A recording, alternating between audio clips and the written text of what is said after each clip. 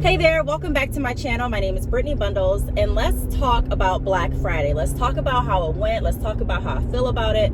Let's talk about, different strategies. Let's talk about if you didn't get a sale. Let's talk about it. So if you are interested in this video, be sure to give it a big thumbs up. Please make sure that you are subscribed, and let's get right into the video.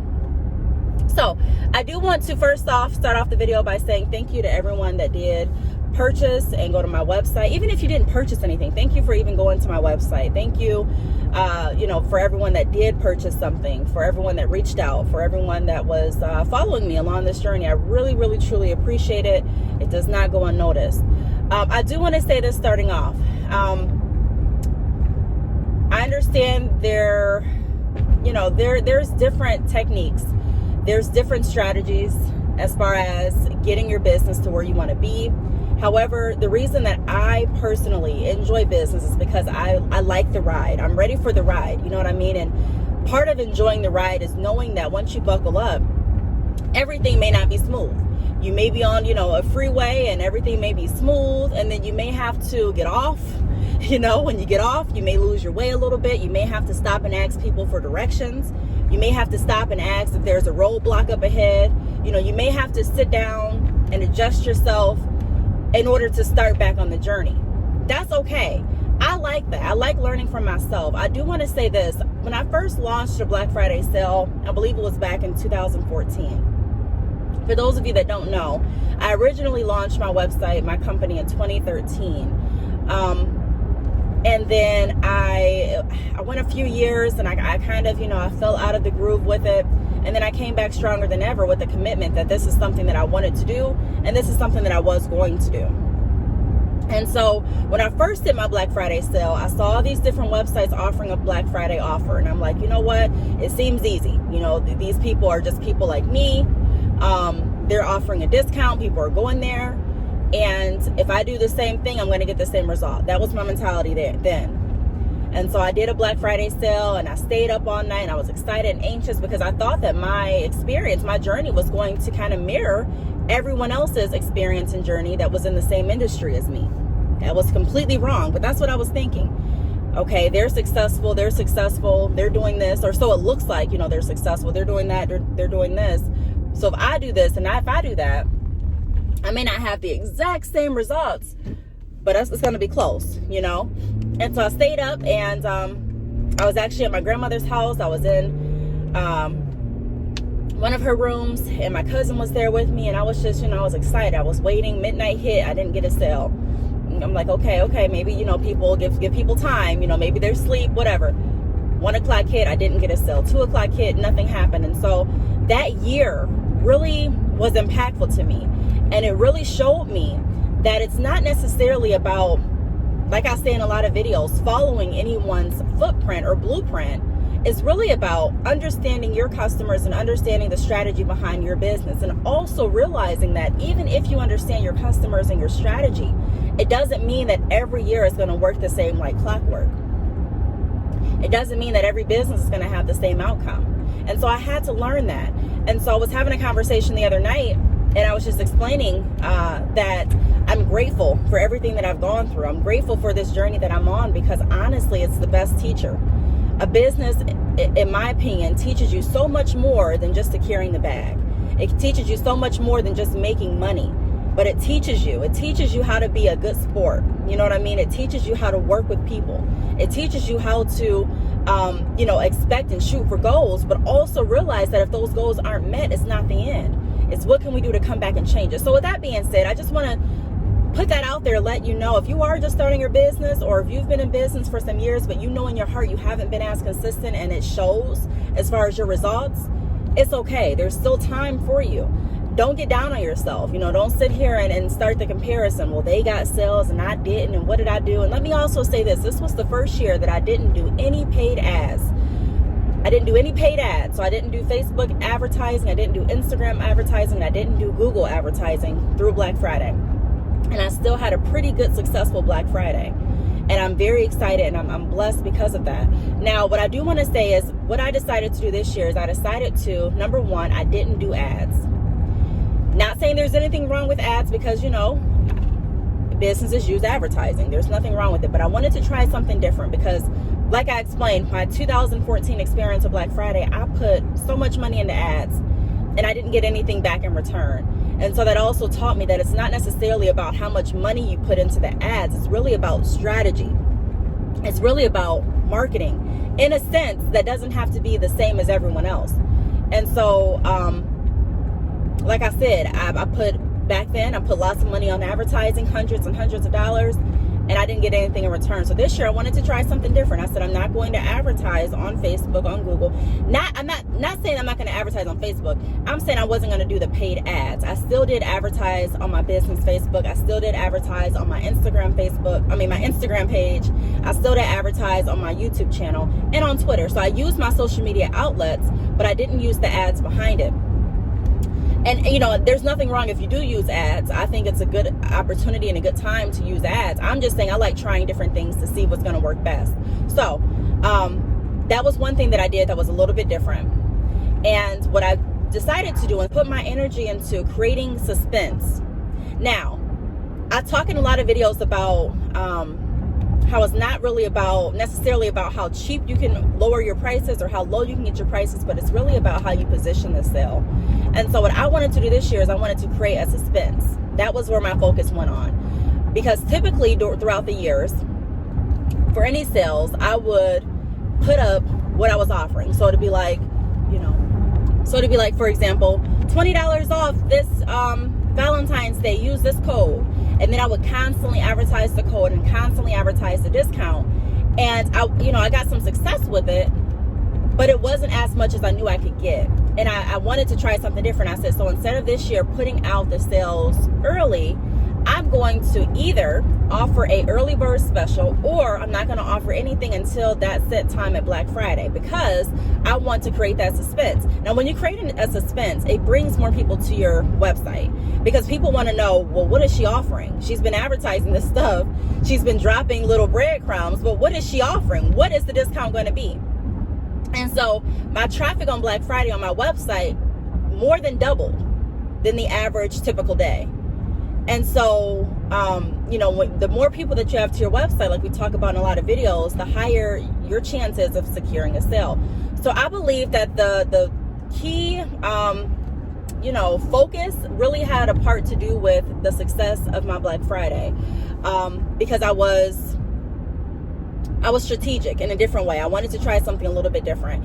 So I did 3 email marketing campaigns. So I sent 3 newsletter emails out. The first one is just to let my customers know that I was offering Black Friday. The second one was to show some products and different items that would be discounted, but I didn't explain any exact dollar amount that was going to be taken off, or I didn't explain any discount or any discount codes. I kind of left that vague. And then the third email was an email with a timer, just letting you know that, hey, tonight is the night that you want to make sure you're on Black Friday on Bad Chick Hair's website. It's Black Friday. This is, some of the sales that we're going to be doing. But I wasn't too specific on what sales I was offering. So I got emails. I started noticing, like after the second email that I sent, I would get emails from customers saying, hey, what are the deals? What are your discounts? What is the sale going to be? And so I could tell right there that I was building up suspense. And I would reply very politely and very nicely, hey, the discount's going to be amazing. I know I'm going to be doing at least half off of some services on my website. So if you're interested in like drop shipping, then you definitely don't want to miss the sale. I'm going to be offering discounts on bundles, closures, and frontals. So I'm answering the question, but I'm still not saying, okay, it's going to be $25 for drop shipping, which it was. So instead of the standard drop shipping plan or membership being $50, it was discounted down to $25.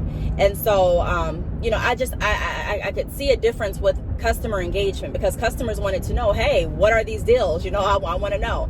I got so many emails and so many texts about that. Now, not everyone that emailed me purchased, not everyone that text purchased, but still, you know what I mean? Like I still was happy with the result, and I still was happy with the fact that customers were interested in what I was offering. So that was my big strategy behind this year's Black Friday, is creating suspense. You know, a lot of people may look at it like, well, you know, duh, no, but it wasn't a duh to me. You know, I've tried different strategies throughout the year. I always try to make sure that I'm learning and I'm trying to come up with something that will benefit my business and benefit my customers in a better way. And so I've tried different strategies. I've tried different, you know, advertising outlets, but I really found this year my strategy was creating suspense. Now, another strategy that I had was not overloading my social media with posts. I don't want to say less is more, because you do want to get your business name out there. So it's kind of hard to explain. I don't want people to take it as, you know, you shouldn't advertise, you shouldn't market, but overloading your customers, overloading people's timelines with your sales may have the potential of them unfollowing you, or of them just kind of tuning you out. You know, when you see something so long, it's just like you kind of tune it out, like you know what it is, but you just kind of tune it out because you're used to seeing it. Versus if you see something once in a while and it's really interesting, you're like, wow, did you all see that? Wow, did you know what such and such posted? Let me go back and show you. I feel like next year I probably will post more, because I literally didn't post that much. I put some things on my story, and then I made like one post a week. So I didn't post as much as I would have liked to post, but it still worked. You know, the years before I posted so much just because, you know, I didn't know, you know, I'm still trying to find my way. I'm just trial and error. And there's a lot of businesses that constantly post over and over and over again, even sometimes the same flyers and the same discount codes. And there's nothing wrong with it. I'm just saying I wanted to try something, and it worked really well this year without me flooding timelines. You know what I mean? Like just kind of dropping cues here and there. Again, it kind of plays into the suspense. You know, what is she offering? What kind of discounts will it be? And it really gave me an opportunity to connect with more of my customers, because like I said, customers are reaching out, they were emailing me. And at that point, when customers reach out, it's a great opportunity to start talking about the different products and services that you offer. It's a great opportunity to start asking questions as far as, you know, what else they may be interested in, to see what else you can help with. And so, you know, that's another thing that I did. I didn't really overflood timelines with discounts, discount codes, and a whole bunch of flyers.